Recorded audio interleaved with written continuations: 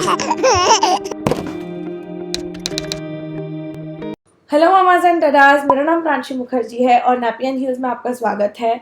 मैं एक 8 month baby की माँ हूँ, फैशन लाइफस्टाइल ब्लॉगर हूँ और अपनी रेगुलर लाइफस्टाइल को मैं यूट्यूब और इंस्टाग्राम पे शेयर करती हूँ। तो अगर आप मुझे इंस्टाग्राम पे फॉलो नहीं कर रहे हैं तो प्लीज़ कीजिए, क्योंकि मैं अपनी लाइफ की बहुत सारी sweet and Sawar memories regular updates वहाँ पे देते रहती हूँ। और साथ ही साथ अगर आपने मेरे यूट्यूब चैनल को सब्सक्राइब नहीं किया है तो वो भी कर दीजिए। तो आज के इस वीडियो में हम बात करेंगे कि जब आपका बेबी प्रीमेच्योर होता है और उसका वेट कम होता है तो ऐसी क्या चीज़ें हैं जो बेबी के हॉस्पिटल से घर आ जाने पर आप कर सकते हैं उस वेट को इम्प्रूव करने के लिए।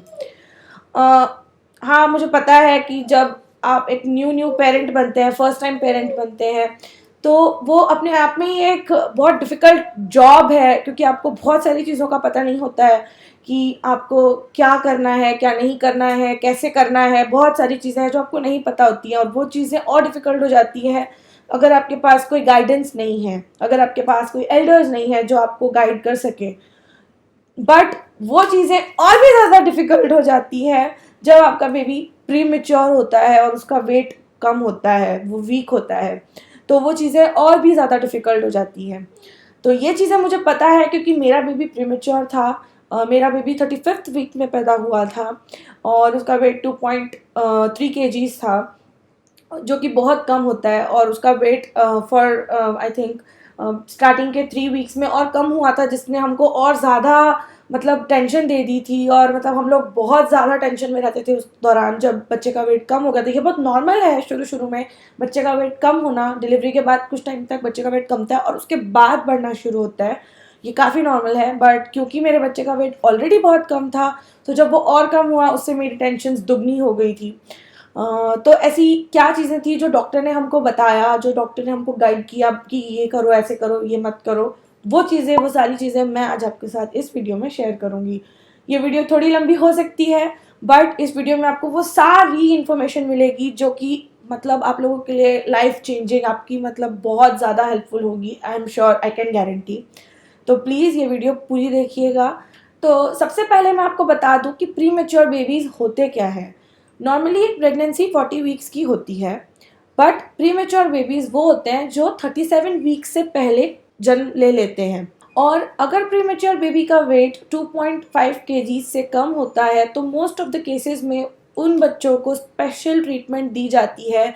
उन बच्चों को स्पेशली नियोनेटल केयर यानी कि NICU में रखा जाता है, सो दैट डॉक्टर्स उनको कंटिन्यू मॉनिटर करते रहें, उनको चेक करते रहें और उनकी हेल्थ को अपने नज़रों के सामने देखें कि वो बच्चा ठीक से सब कुछ कर रहा है कि नहीं, उसकी हार्ट बीट सही से चल रही है कि नहीं, उसका हार्ट रेट मतलब नॉर्मल है कि नहीं, ऑक्सीजन लेवल्स उसके बॉडी में कैसे है, सब कुछ वो लोग कुछ दिनों के लिए चेक करते हैं। और जब वो बेबी उनको लगता है कि घर जाने के लिए रेडी है, तब वो आपको परमिशन देते हैं कि आप उस बच्चे को अब घर लेके जा सकते हो। तो जब आपका बेबी घर पे आ जाए तब ऐसी क्या क्या चीज़ें हैं जो आपको करनी है। तो ऐसी सिर्फ 3 चीज़ें हैं जो आज मैं आपके साथ इस वीडियो में शेयर करूँगी, लेकिन वो 3 चीज़ें बहुत ही इम्पॉर्टेंट है, तो ध्यान से सुनिएगा। तो पहली चीज़ है कि आपको उस बच्चे को सिर्फ और सिर्फ अपना दूध देना है, माँ का दूध देना है और कुछ नहीं देना है। भगवान अगर आपको अमृत भी ला के दे रहे हैं तो भी नहीं देना है। वो जो माँ का दूध है वही उस बच्चे के लिए अमृत है। बच्चों को 6 महीने की एज तक सिर्फ और सिर्फ माँ का दूध ही दीजिए और 6 महीने के बाद उसको आप माँ के दूध के साथ सॉलिड्स जब आप इंट्रोड्यूस कर रहे हैं तो वो दीजिए। हाँ, मुझे पता है काफ़ी सारी मदर्स होती हैं जो जॉब्स करती हैं, जिनको जिनको लाइक डिलीवरी के 1 महीने के बाद ही वापस अपने जॉब पे जाना होता है, तो वो लोग नहीं उस चीज़ को कर पाती हैं। तो उसके केस में मेरी टिप नंबर 2 है। बट अभी जो लोग ब्रेस्ट फीड कर सकते हैं वो लोग प्लीज़ अपने बेबीज़ को 6 मंथ्स तक ब्रेस्ट फीड कीजिए।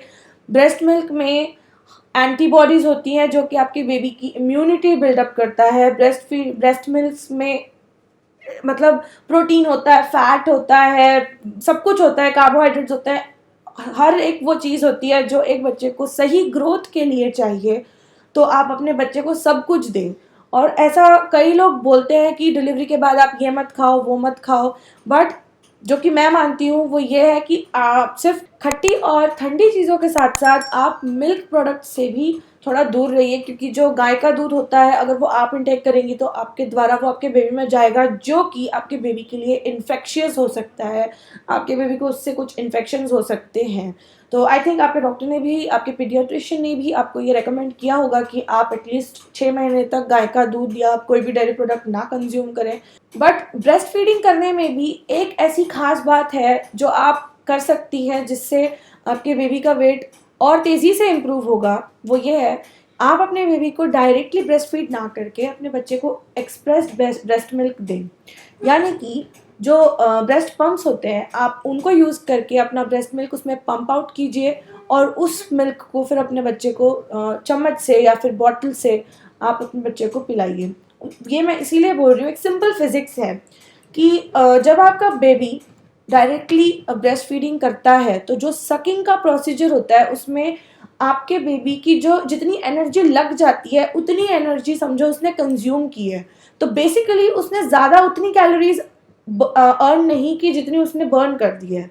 तो इससे वो जो वेट इम्प्रूवमेंट का जो प्रोसीजर होता है वो स्लो हो जाता है। बट जब आप अपने बेबी को पम्प्ड मिल्क पिलाते हैं तो उसकी एनर्जी कम खर्च होती है सक करने में, वो इजीली उस मिल्क को पी रहा है तो उसकी एनर्जी कम खर्च हो रही है, और क्योंकि उसकी एनर्जी कम खर्च हो रही है तो ये ऑटोमेटिकली बेबी के वेट को फास्ट रेट पे इंक्रीज करना शुरू कर देता है। लेकिन क्योंकि आपके बेबी की वो प्रैक्टिस रहना, सकिंग कैसे करते हैं, सही तरह से लैच कैसे करते हैं, वो प्रैक्टिस रहना भी ज़रूरी है। तो वो प्रैक्टिस कंटिन्यू रखने के लिए आप क्या करेंगी, आप दिन में अगर अपने बेबी को सपोज 10 बार दूध पिलाते हैं, एग्जाम्पल अगर आप अपने बेबी को 10 बार दूध पिलाते हैं तो उसमें से 8 बार आप उसको पंप करके मिल्क देंगी, लेकिन 2 बार ऐसा होगा जब आप अपने बेबी को डायरेक्टली ब्रेस्ट फीड करेंगी, जिससे उसकी वो प्रैक्टिस भी मेंटेन रहेगी, उसको पता होगा कि कैसे लैच करना है और कैसे सक करना है। क्योंकि इस प्रोसीजर में कई बार ऐसे होता है जब आप बाद में बच्चों को ब्रेस्ट फीड करवाते हैं तो वो उस प्रोसीजर को कई बार भूल जाते हैं या फिर वो ब्रेस्ट और लेना नहीं चाहते होते, क्योंकि उनको एक इजी वे मिल जाता है कि इजीली मेरे मुंह में स्पून से जा ही तो रहा था तो फिर मैं क्यों सक करूं। तो वो चीज़ होती है कई केसेस में। तो इस चीज़ को अवॉइड करने के लिए, अपने बेबी की प्रैक्टिस को जारी रखने के लिए आप ऐसे करें कि आप दिन में अगर 10 बार उसको दूध देती हैं तो 8 बार उसको पंप करके दें और 2 बार उसको डायरेक्टली दें। दूसरी चीज़ जो हमारे पीडियाट्रिशियन ने रेकमेंड की थी वो ये है कि प्री नान ह्यूमन मिल्क फोर्टिफायर, ये एक चीज़ है, नोट कर लीजिए, प्री नान ह्यूमन मिल्क फोर्टिफायर। ये छोटे छोटे सैशेज होते हैं, 1 ग्राम के सैशेज होते हैं, और इस 1 ग्राम को आपको 25 ml ऑफ ब्रेस्ट मिल्क में मिक्स करना होता है और फिर उस मिल्क को अपने बेबी को फीड करना होता है। तो जो आपने मिल्क पंप किया है उसको आप मेजर करके 25 ml उसमें से अलग कर लीजिए, और वो जो 1 पाउच है जो कि 1 ग्राम का होता है उसको आप उसमें मिक्स कर लीजिए और वो अपने बेबी को खिलाइए। ये जो प्री नान ह्यूमन मिल्क फोर्टिफायर है ये हमारे पीडियाट्रिशियन ने ही हमको रेकमेंड किया था, और ये प्री टर्म बेबीज़ के लिए ही है जिनका वेट कम होता है, उनका वेट बढ़ाने के लिए डॉक्टर्स ये रेकमेंड करते हैं। मुझे नहीं पता अगर आपको रेकमेंड किया है कि नहीं, बट ये हमको रेकमेंड किया था और ये आप यूज़ कर सकते हैं, और इससे हमारे बेबी का वेट बहुत इम्प्रूव हुआ था। और मतलब सीरियसली, मतलब ये बहुत सही चीज़ है जो आप ट्राई कर सकते हैं। बट एक चीज़ है, जब आप इस पाउच को, प्री नान ह्यूमन मिल्क फोर्टिफायर को जब आप अपने दूध में मिक्स करेंगे तो आप उस दूध को वेस्ट नहीं कर सकते हो, क्योंकि आपका वो breast milk it is so precious, मतलब वो बहुत ही, मतलब वो बहुमूल्य है, आप उसको वेस्ट नहीं कर सकते हो। तो आप उतना ही मिक्स कीजिए जितना कि आप जानते हो कि आपका बेबी पी लेता है एक टाइम पे, सो दैट आपका वो दूध और वो पाउच वेस्ट ना हो। अब दूसरी टिप है जो मैं देना चाहूँगी वो है फॉर्मूला भी एक ऑप्शन है, बट ये ऑप्शन आप तब तक ऑप्ट मत कीजिए जब तक आप, मतलब ज़रूरत ना पड़ जाए। जैसे मेरे केस में ये हुआ था कि मेरा ब्रेस्ट मिल्क सप्लाई बहुत लो था, मैंने सब कुछ ट्राई कर लिया था, मुझे जो भी नुस्खे या डॉक्टर्स की दवाइयाँ, सब कुछ जो भी मुझे दिया गया था to improve my breast milk supply, मैंने वो सारी चीज़ें ट्राई की थी, बट फिर भी मेरा ब्रेस्ट मिल्क सप्लाई इम्प्रूव नहीं हुआ था। तो इस वजह से मेरी बेबी की नीड्स भी फुलफ़िल नहीं हो रही थी, तो इस वजह से मुझे उसको फॉर्मूला फीड करना पड़ा था। तो अगर आपका भी केस कुछ ऐसा ही है, अगर आप लोगों के साथ भी ऐसा ही है कि आप लोगों का may be breast milk supply low है, या फिर आप वर्किंग मॉम्स हैं जिनको जॉब पे जाना होता है, जो कि घर पे नहीं रह सकती हैं, तो उस केस में आप अपने बेबी को फॉर्मूला फीड कर सकते हैं। बट फॉर्मूला फीड करते वक्त आपको एक बात का ध्यान ये भी रखना है कि ब्रेस्ट मिल्क जो होता है वो लाइट वेट होता है, वो बेबीज जल्दी से डाइजेस्ट कर लेते हैं, तो बेबीज को फटाफट भूख भी लग जाती है, वो लोग मतलब उस चीज़ को मांग लेते हैं, फिर से रोने लग जाएंगे कुछ टाइम बाद। बट जब आप अपने बेबी को फॉर्मूला फीड करते हो तो फॉर्मूला ब्रेस्ट मिल्क से हेवियर होता है टू डाइजेस्ट। तो इस केस में आपको क्या करना है, अगर आपका बेबी 2 से 3 घंटे के अंदर फिर से नहीं, मतलब उसको आपको दिख रहा कि वो रो रहा है या फिर उसको भूख लगी है, तो आप उसको बट फिर भी फॉर्मूला मिल्क पिलाएंगे। 2 से 3 घंटे में आपको अपने बेबी को फीड करना ही है, ये बहुत इंपॉर्टेंट है। क्योंकि अगर आप अपने बेबी को 2 से 3 घंटे में फीड नहीं करते हो तो वो उससे ये होगा कि आपके बेबी का शुगर लेवल जो होता है वो डाउन हो जाएगा, जो कि बिल्कुल यू डोंट वांट दैट, वो अच्छी चीज़ नहीं है। डॉक्टर्स भी रेकमेंड नहीं करते। जब आप अपने पीडियाट्रिशियन से बात करोगे इस बारे में तो वो भी आपको यही कहेंगे कि आपको अपने बेबी को 2 से 3 घंटे में फीड करना ही है। अगर आपका बेबी सो रहा है और नहीं उठ रहा, उसको आप कानों पे धीरे धीरे ऐसे सहलाइए, या फिर आप उसके पाम्स के ऊपर इस तरह से धीरे धीरे क्लैपिंग कीजिए अपनी फिंगर से, जिससे टिकल कीजिए उसके पेट पे, कुछ भी कीजिए जिससे आपका बेबी उठ जाए और आप उसको उसके बाद फीड कीजिए। तीसरी टिप है जो कि बहुत इंपॉर्टेंट है, मैं इम्पॉर्टेंट मुझे पता नहीं मैंने इस वीडियो में कितनी बार बोल दिया है। तीसरी टिप है कैंगरू केयर। कैंगरू केयर क्या होता है, जैसे कैंगरू अपने बेबी को अपने पाउच में अपने पास रखता है, वैसे ही आपको अपने बेबी को अपने ऊपर लगा के रखना है। Directly skin to skin contact होना चाहिए, यानी कि बेबी के बॉडी पे भी कोई पीस ऑफ क्लॉथिंग नहीं होगी एक्सेप्ट डायपर, और आपके बॉडी पे भी कोई भी पीस ऑफ क्लॉथिंग नहीं होगी। ये चीज़ जो कैंगरू केयर है ये आप हस्बैंड वाइफ यानी कि बच्चे के माता पिता दोनों ही कर सकते हो, बट मोस्ट केसेस में ये चीज़ें मॉम्स को ही रेकमेंड की जाती है। इसमें आपको ये करना होता है, आपको अपने बेबी को बिना किसी कपड़े के अपने ऊपर डायरेक्टली रख लेना है, और उसके ऊपर से आप कोई ब्लैंकेट या स्वाडल कवर अप कर सकते हो, सो दैट एक्स्ट्रा वार्मथ रहे और गर्माहट रहे और आपके बेबी को कोजीनेस फील हो। ये चीज़ जो है ये मैं दिन में कम से कम 7 घंटे अपने बेबी के साथ करती थी, उसको खिलाती थी और उसके बाद उसको कैंगरू केयर पे अपने ऊपर रखती थी। डायरेक्टली स्किन टू स्किन हम लोग रहते थे काफ़ी, ये कम से कम हमने 6 से 7 घंटे एक दिन में किया है। और आई थिंक जहाँ तक मुझे याद है जब तक बच्चे की उम्र 1.5 महीना नहीं हो गई थी हमने तब तक इस चीज़ को फॉलो किया था।